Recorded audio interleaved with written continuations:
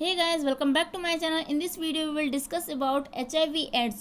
तो एग्जाम में काफ़ी सारे क्वेश्चंस आते हैं इससे। तो positive agent of HIV AIDS is HIV virus. Okay, human immunodeficiency virus को कहते हैं। इसे HTLV-3 भी कहते हैं, human T cell lymphotrophic virus.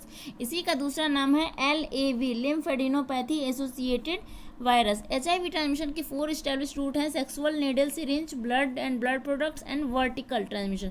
तो एपिडेमियोलॉजी बेस्ड इसमें से क्वेश्चन आते हैं, which of them is most common, which of them is least common. तो see, most common route of transmission of HIV in India is sexual root.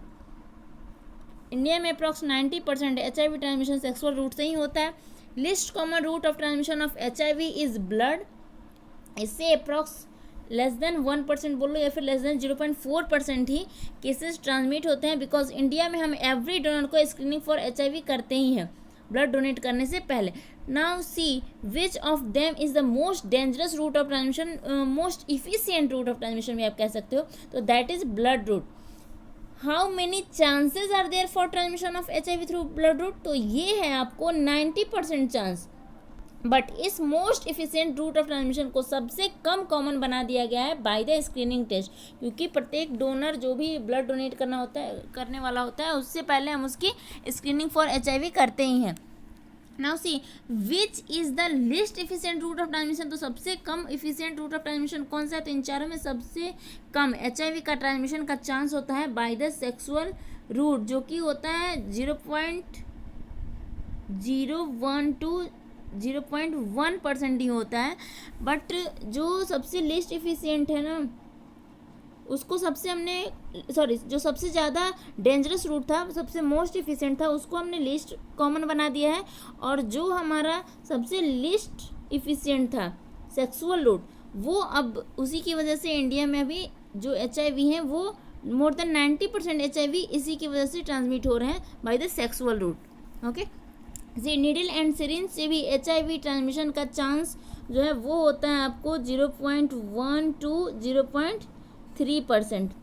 तो यही paradox है कि मोस्ट डेंजरस रूट ब्लड के through है, but उसे screening की वजह से सबसे कम कॉमन बना दिया गया है और हमने बाकी रूट्स को कंट्रोल कर लिया है। सो अब सबसे कम इफिशियंट रूट जो है ना, वो most common route of HIV transmission हो गया, that is sexual root.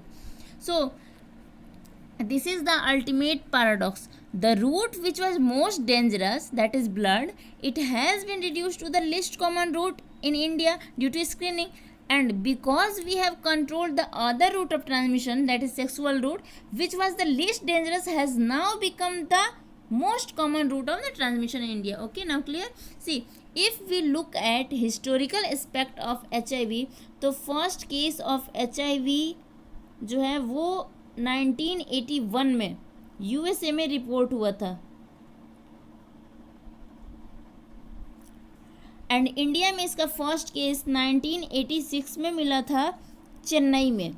First case in India Chennai में 1986 में मिला था, और इमीडिएटली 1987 में गवर्नमेंट ऑफ इंडिया ने नेशनल एड्स कंट्रोल प्रोग्राम को लॉन्च कर दिया। सी, 1981 में HIV का फर्स्ट केस मिला था वर्ल्ड में, बट HIV वायरस की डिस्कवरी 1983 में हुई थी, जो और ये थी HIV-1 की डिस्कवरी। ओके, 1986 में HIV वायरस 2 की डिस्कवरी की गई थी, और HIV वायरस की डिस्कवरी का क्रेडिट जो है ना, वो 3 साइंटिस्ट को दिया जाता है, मॉन्टेग्नेर, सैनोसी एंड रॉबर्ट गैलो।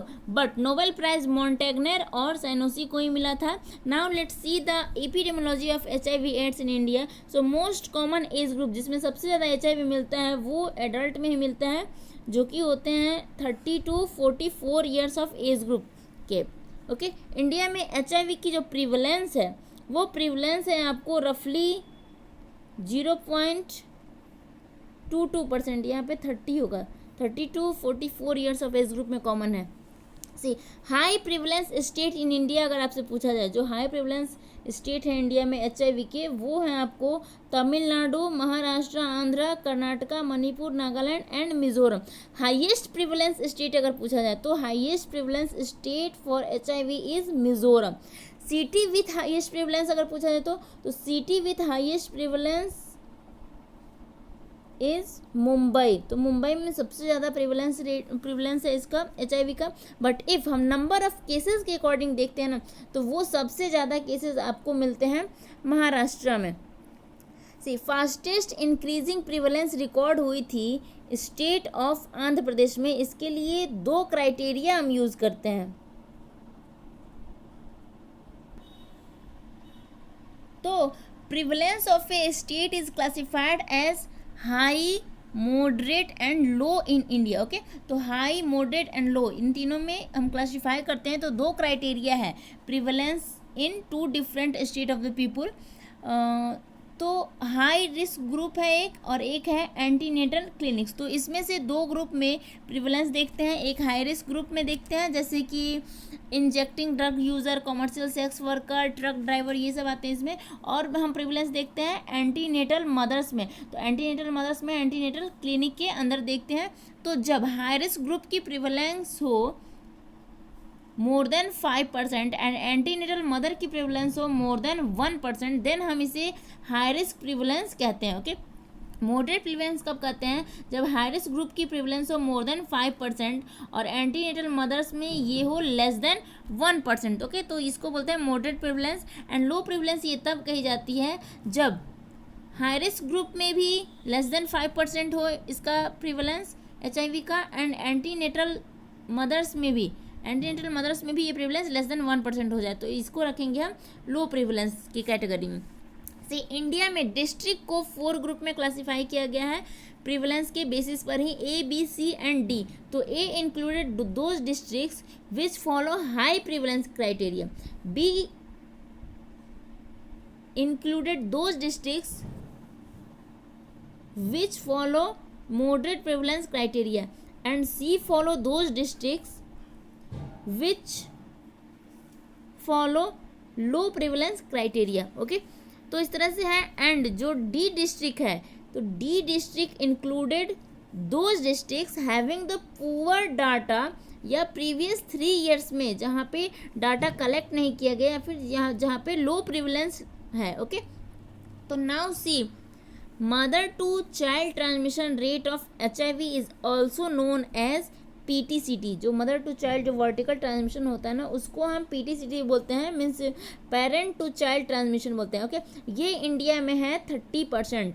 मीन्स इफ़ आज इंडिया में अगर 100 HIV पॉजिटिव अगर 100 मदर लाइव बर्थ देती है बच्चे को, तो उसमें से 30 बेबी को HIV होगा। ओके, और 70 लकीली HIV पॉजिटिव नहीं होंगे। एक और क्वेश्चन है, क्या HIV ब्रेस्ट फीडिंग के थ्रू ट्रांसमिट हो सकता है? यस, इसका रेट ऑफ ट्रांसमिशन इंडिया में अराउंड 12 to 16% है, और वी कैन से 15% अप्रॉक्स। तो क्या आप एडवाइस करोगे उस मदर को जो कि HIV पॉजिटिव है और अभी उसने डिलीवर किया है आपके हॉस्पिटल में, तो उसे ब्रेस्ट फीडिंग करनी चाहिए या नहीं करनी चाहिए?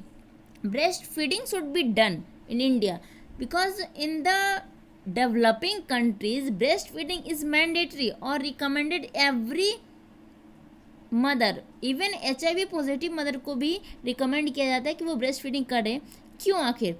बिकॉज जो स्टडीज़ हुए हैं ना, तो उसमें पता चला है कि इफ़ ये वुमेन ब्रेस्ट फीडिंग नहीं करती डेवलपिंग कंट्रीज़ में जो है वो, तो न्यूमोनिया, डायरिया या फिर दूसरे इन्फेक्शंस होने का चांस काफ़ी बढ़ जाता है, और बेबी के डेथ का चांस भी काफ़ी इंक्रीज कर जाता है। So HIV is not a contraindication for breast feeding in developing countries like India in higher socioeconomic पे फीमेल। ओके, जो हायर सोशियो इकोनॉमिक स्टेटस से बिलोंग करती है, अगर वो HIV पॉजिटिव है तो उनमें ब्रेस्ट फीडिंग कंट्रा इंडिकेटेड नहीं होता है। सी इन डेवलप्ड कंट्री, अगर हम डेवलप्ड कंट्री की बात करें, तो in developed country HIV is strictly a contraindication for breast feeding. Okay, see HIV को एज ए डिजीज अगर आप देखो, तो what is the most common opportunistic infection of HIV in the world and in the India?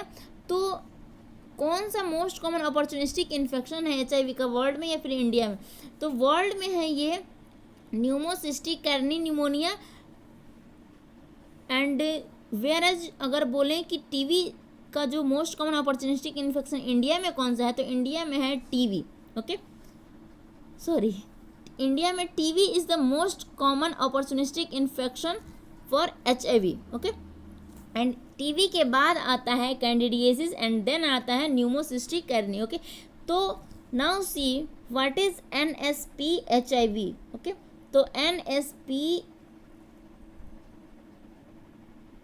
HIV ये है national strategic plan for HIV AIDS 2017 to 2024. इस plan में 2 targets हैं. First one is UN AIDS 1990 जिसे हमें achieve करना था by the year 2020. इसके 3 कंपोनेंट्स हैं. 90% people living with HIV AIDS should know their status, and second component है 90% of those who have been tested positive for HIV should be put on treatment, and third component है जो people living मतलब रह रहे हैं HIV का treatment ले रहे हैं, एड्स का ट्रीटमेंट ले रहे हैं, उनमें 90% में अनडिटेक्टेबल वायरल लोड हो जाना चाहिए. ओके, तो सेम है सेकेंड टारगेट जो है ना इसका, ये भी लगभग सेम है. बस यही जो ये यूएन एड्स जो 1990 है उसको यूएन एड्स 95 कर दिया गया. ओके, तो ये अब हमें अचीव करना है बाय द ईयर 2024. ओके, तो इसके भी 3 कंपोनेंट्स हैं, ये सेम है. 95% of the people living with HIV AIDS should know their status, उनको अपना स्टेटस पता होना चाहिए. And 90% of those who have been tested 95% of those who have been tested positive should be put on the treatment. जो 95% जो person है उनको जो टेस्टेड जिनको HIV पॉजिटिव आता है उनको ट्रीटमेंट स्टार्ट करना है. एंड थर्ड कंपोनेंट है जो पीपुल 95% पीपुल को जो एड्स की ट्रीटमेंट ले रहे हैं उनमें अनडिटेक्टेबल वायरल लोड हो जाना चाहिए. ओके, तो दोनों लगभग सेम है, बस इसमें 90% कवरेज है फर्स्ट टारगेट में जो बाय द ईयर 2020 था, एंड सेकेंड जो टारगेट है उसमें बाय द ईयर 2024 जो ये टारगेट है ये 95% का है. Okay, so that's all. If you have not subscribed my channel yet, then kindly do subscribe it and click on the bell icon so that notification of my upcoming video reaches you. Okay, thank you.